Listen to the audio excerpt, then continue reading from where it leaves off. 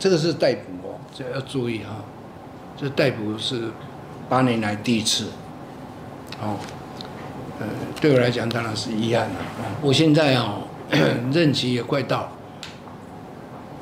我就讲一点哦，得罪人的话了哈、就说这个我们不应该啊，哦，纵容少数的这个渔船啊，哦，去破坏台湾跟大多数这个渔业界的利益的，因为大部分都是守法的，哦，那日本哦，其实通常它就是会警告，那现在我们自己也有警告，我们自己的渔业署也有监控单位，所以业界我们也知道，那他们会通知我们，那我们会通知渔船，哦，业界了要对，那通常就是劝不听了，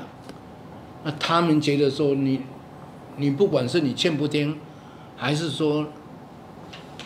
哦，就你不劝，那他们这一次才动手，其实是很例外的，啊，所以后来我看到这个船东哦，对外哦讲说比中国还强大哦，我是觉得很遗憾，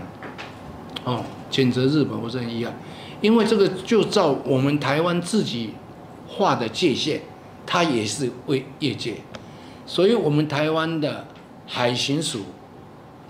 哦不能去支援了，因为是在我们的界限以外。那台湾跟日本有这个渔业的协议哦，很不容易了，